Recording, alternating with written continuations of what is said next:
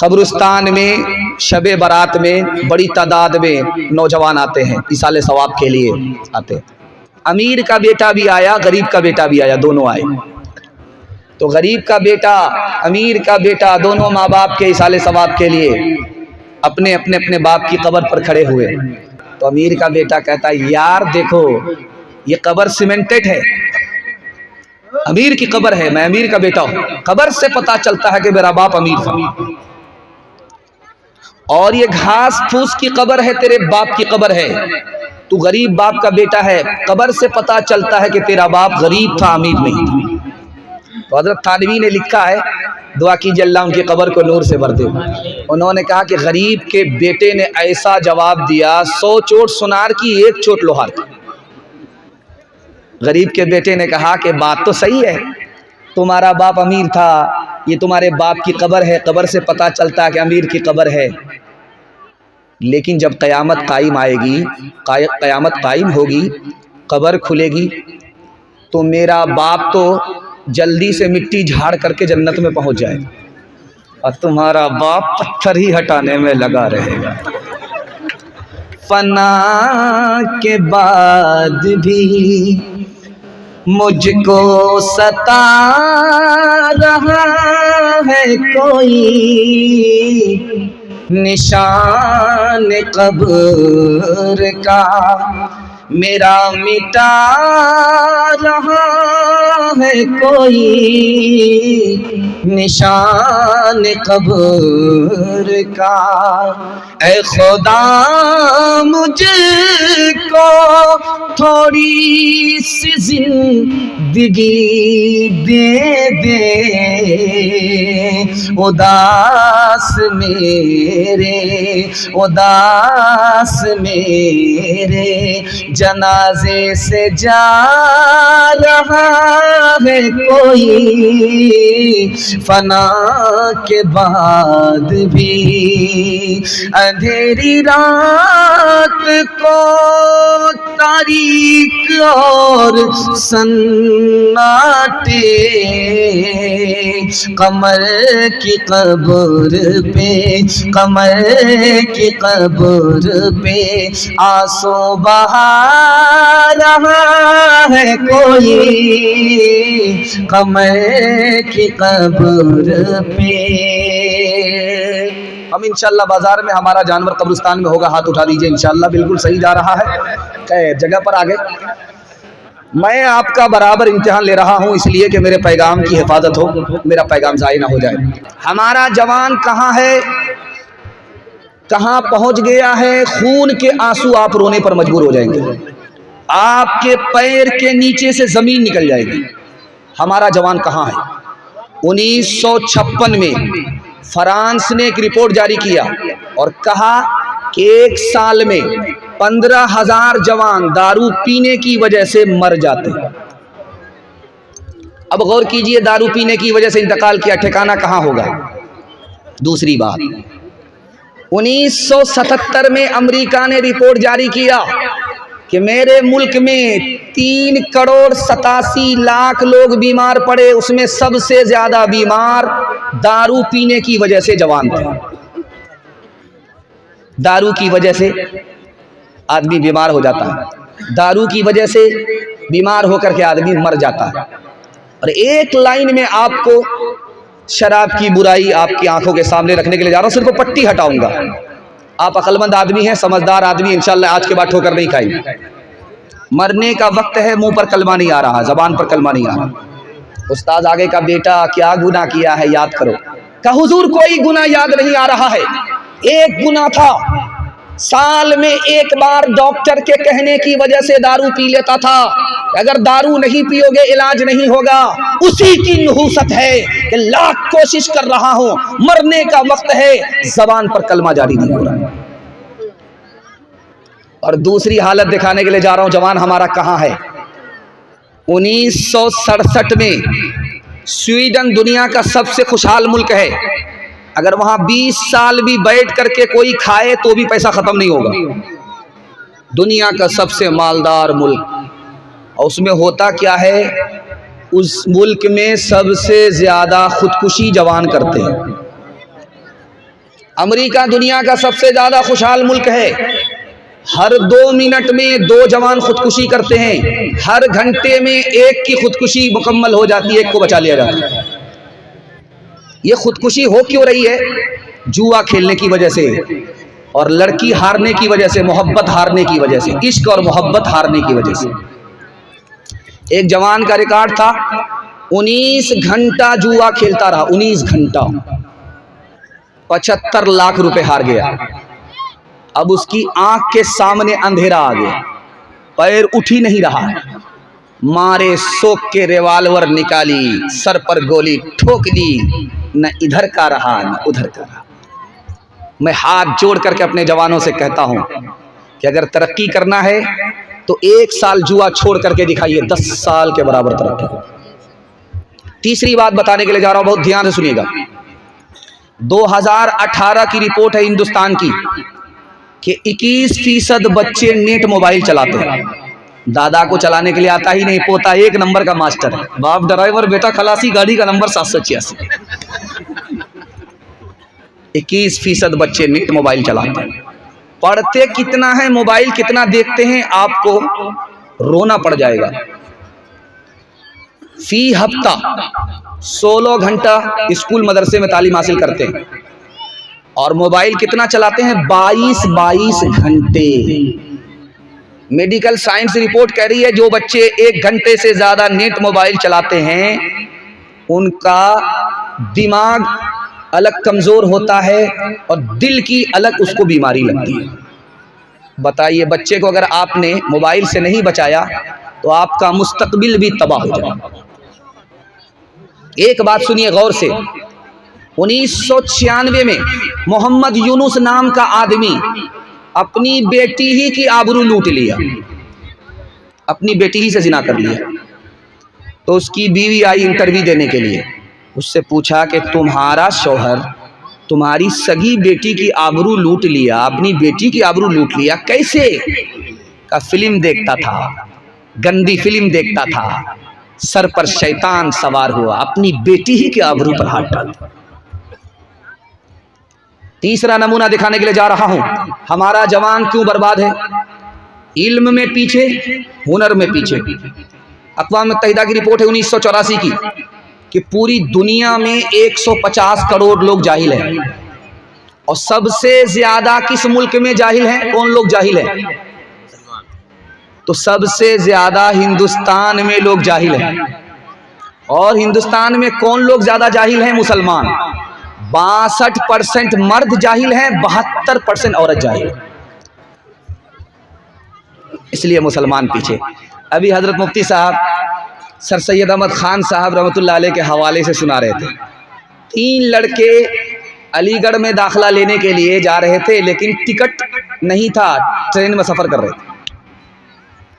एक बूढ़ा का रिजर्वेशन था, तो बूढ़े को डरा रहे, ओ बड़े मियाँ पैर समेट करके बैठो, हमको पहचानते नहीं हो, हम कौन हैं? अहमद असरार हैं। दूसरा बोलता, ओ बड़े मियाँ समझ में बात नहीं आ रही है, क्या कहा? हमको नहीं जानते, हम कौन हैं? हबीब मुख्तार। अल्लाह। तीसरा बोला कि हमको भी पहचान लो, मेरा नाम सैयदुल अबरार है। अब बूढ़ा क्या, वो पैर फैला करके बैठे, झट से पैर समेट करके बैठ गए कि बाप रे, कहाँ ये 3 पहलवान, कहाँ ये सूखी लकड़ी, कहाँ मुकाबला होगा। बूढ़े का टिकट था और जवान का टिकट नहीं था, और दादागिरी से जा रहे थे अलीगढ़ यूनिवर्सिटी दाखिला लेने के लिए। उस बूढ़े ने उन नौजवानों से पूछा, कहाँ जा रहे हो? क्या हुजूर दाखिला लेने के लिए जा रहे हैं। अच्छा कहाँ? का अलीगढ़ यूनिवर्सिटी। इत्तेफाक से वो बूढ़ा उसी का वाइस चांसलर था। अल्लाह अल्लाह अल्लाह। अब बूढ़े को पावर आया, क्या नाम बताया था? अहमद असरार। क्या नाम बताया? हबीब मुख्तार।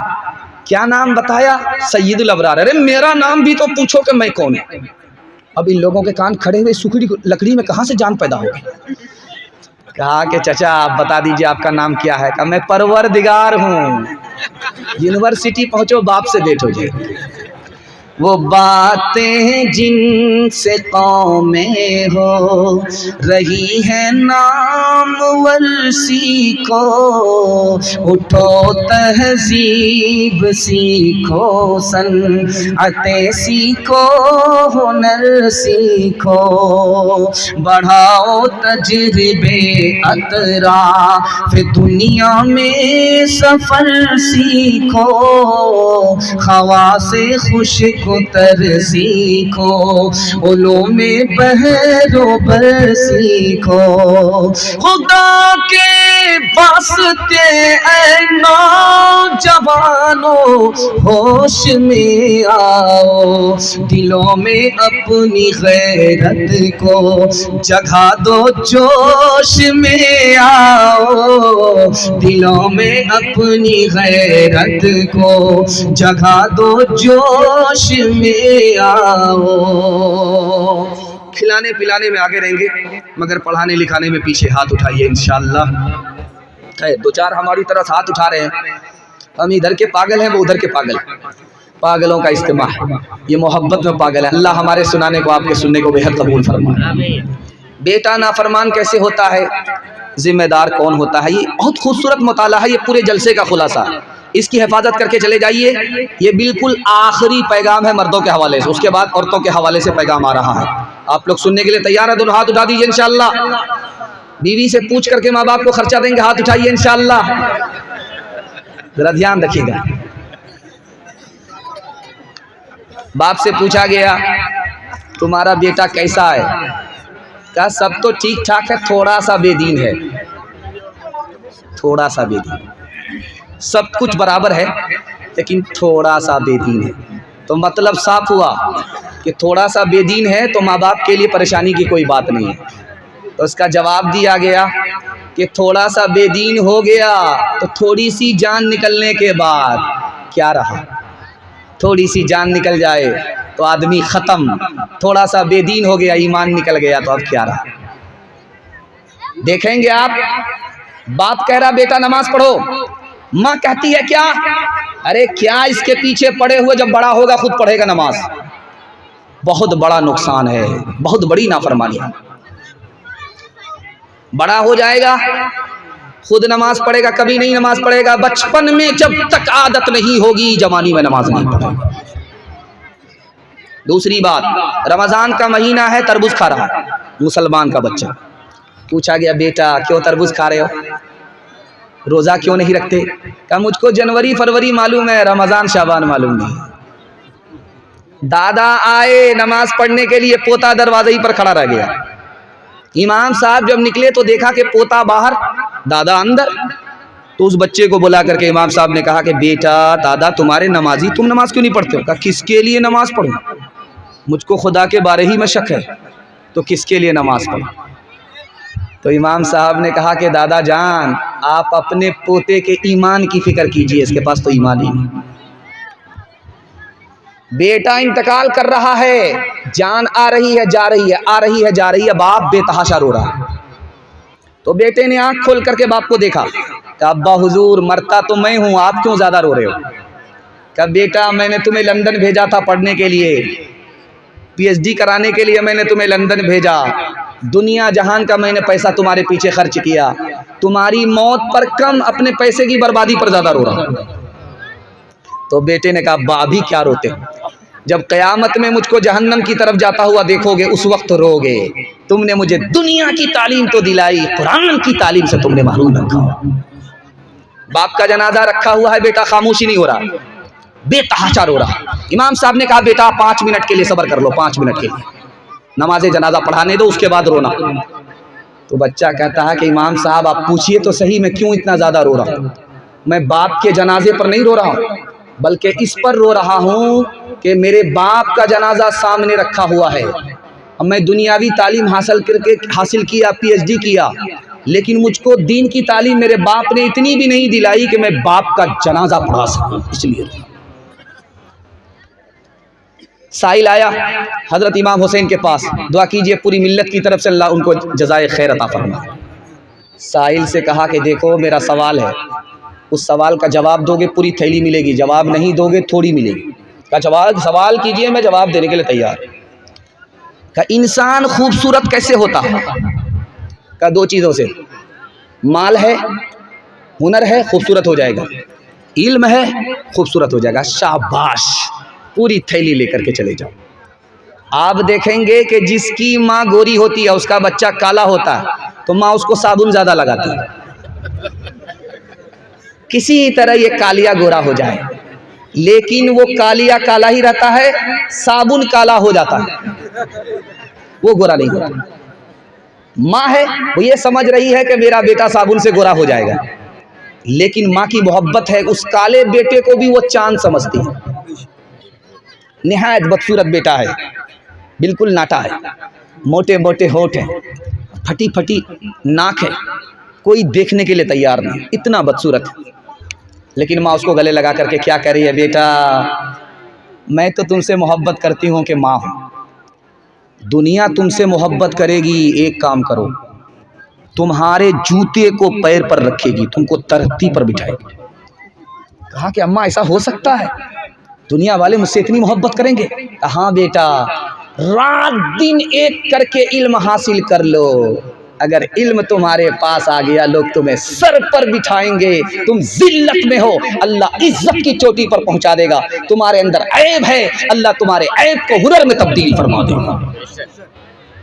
मेरे बच्चे तेरे अंजाम से जी डरता है, तेरी ही दुश्मना साबित हो जवानी तेरी, कांप जाती है जिसे सोच के ममता मेरी, किसी बुरे अंजाम को पहुँचे न कहानी तेरी, तेरे बचपन को जवानी की दुआ देती हो और दुआ दे के परेशान सी हो जाती हो। मेरे मासूम फरिश्ते तू अभी क्या जाने, तुझको किस किस के गुनाहों की सजा मिलनी है, दीन और धर्म के मारे हुए इंसान की जो नजर मिलनी है, जो नजर मिलनी है वो तुझको खफा मिलनी है, तेरे बचपन को जवानी की दुआ देती हो और दुआ दे के परेशान सी हो जाती हो। औरतों के हवाले से बिल्कुल ताज़ा पैगाम आपकी खिदमत में लेकर के आ रहा हूँ, आप लोग सुनने के लिए तैयार हैं? बहुत बेदारी के माहौल में हाथ उठा दीजिए इंशाअल्लाह। बहुत खूबसूरत जलसा आपका बिल्कुल निकल चुका है, सिर्फ दो पैगाम पर्दा और तालीम के हवाले से, औरत के हवाले से आप सुनेंगे 10 मिनट में और जलसा आपका मुकम्मल हो जाएगा। अल्लाह आपको जज़ाए खैर दे, आपने मेरा दिल खुश कर दिया कि जितने जाने वाले थे वो कम हैं और जो लोग यहाँ हैं वो उनसे ज़्यादा, तो मतलब साफ हुआ कि देखने वाले थोड़े हैं, जलसा सुनने वाले ज़्यादा। आपने मेरा दिल खुश कर दिया और दिल से दुआ करता हूँ अगर आपके घर में जवान लड़की है तो अल्लाह गैब से मुनासिब जोड़े का इंतज़ाम फरमा। ध्यान से इसको सुनिएगा। बेटी से बाप ने पूछा, बेटी ने बाप से पूछा कि अब्बा आपने जो मेरी शादी की है कितना पैसा खर्च हुआ? बेटी ने पूछा, अब्बा हुजूर आपने मेरी शादी की है, बड़ी कुर्बानी से शादी की है, कहाँ कहाँ से पैसा जोड़ा है हमें पता है, अब्बा हुजूर ये बता दीजिए आपने मेरी जो शादी की है उसमें कितना पैसा खर्च हुआ है? तो बाप ने कहा, बेटी तुम नाती पोता वाली हो गई हो, लेकिन तुम्हारी शादी में तुम्हारे बाप का इतना पैसा खर्च हुआ कि अभी तक कर्ज में डूबा हुआ हूँ, कर्ज अदा नहीं हुआ है। मौलाना अली मियां नदवी रहमतुल्लाह का भी तस्करा चल रहा था, दुआ फरमाइए अल्लाह उनकी कब्र को नूर से भर दे। एक बाप ने ख़त लिखा, हज़रत मुझको 4 बेटी है और एक बेटी की शादी में मेरी पूरी औकात जा रही है, तो आप हमको इजाज़त दे दीजिए। एक बेटी की शादी का मसला रहता तो यहाँ से पैसा ले लेता, वहाँ से कर्ज कर लेता, वहाँ से उधार ले लेता, बेटी की शादी करा देता, यहाँ से भीख मांग लेता, वहाँ से भीख मांग लेता, मसला हल कर लेता। 4 बेटी है, कहाँ से मसला हल होगा? आप इजाज़त दे दीजिए मैं जहर खा लूँ ताकि मेरी बेटी भी और मैं भी इस दुनिया की मुसीबत से नजात पा जाऊँ। तीसरा नमूना आपकी खिदमत में आ रहा, बहुत ध्यान से इसको सुनिएगा। ठीक बारात के दिन से एक रात पहले लड़का फोन करता है लड़की को, अभी शादी भी नहीं हुई, ठीक एक रात पहले। तो लड़की ने फोन उठाया कि पता नहीं मुबारकबादी देगा। कहता है कि तुम्हारे बाप की औकात है मुझको 4 चक्का देने की।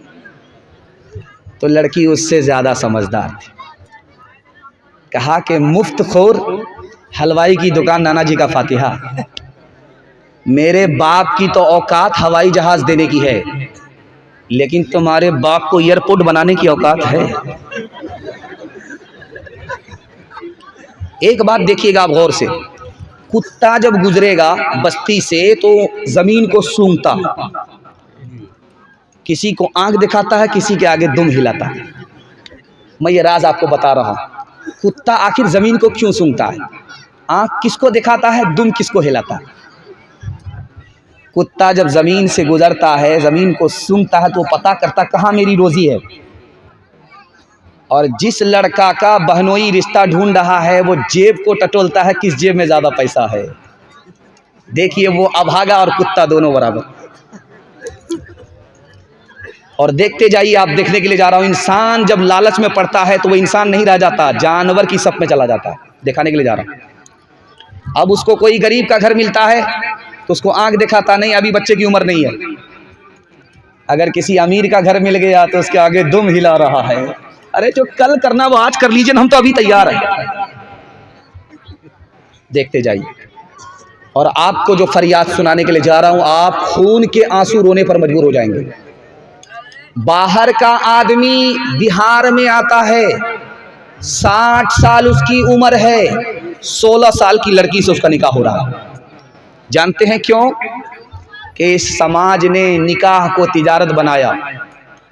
गरीब के लिए निकाह इतना महंगा हो गया, इतना महंगा हो गया कि जवान बेटी का गला घोंट करके बाप बूढ़े के हाथ में डाल रहा है। दूसरी बात सुनिए, ये हिंदुस्तान है, इमारत शरिया की रिपोर्ट है। 2022 गुजर गया, 2022 में 3 लाख मुसलमान लड़की लड़के को लेकर के भाग गए। 3 लाख। क्यों भागी? पहली वजह, बाप ने स्क्रीन टच मोबाइल खरीद करके दे दिया।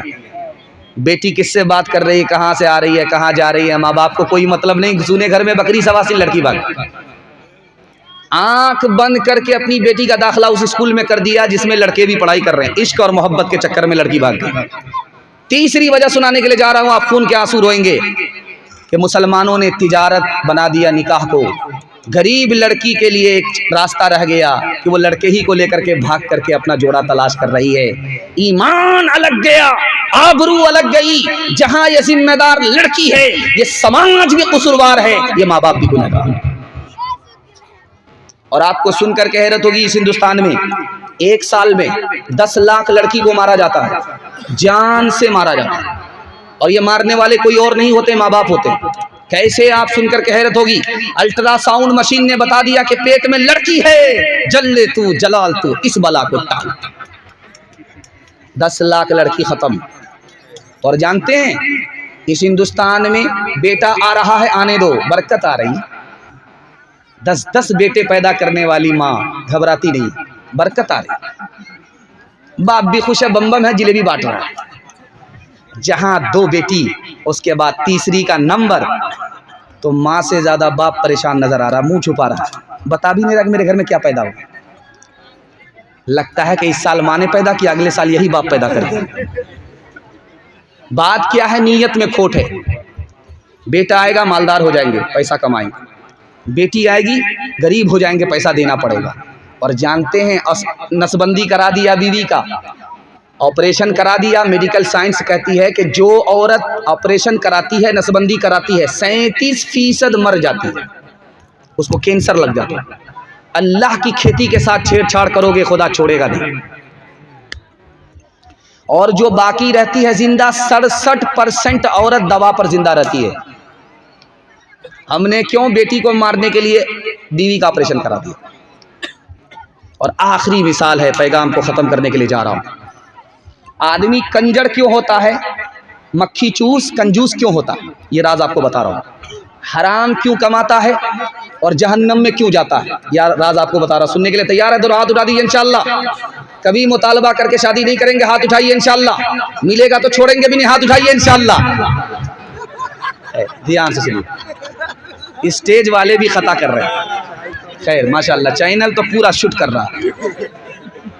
ध्यान से सुनिएगा, शायर साहब खड़े हुए शेर पढ़ रहे थे, तो हर आदमी आता था 10 का नोट देता था, 10 से ज्यादा कोई नहीं देता था।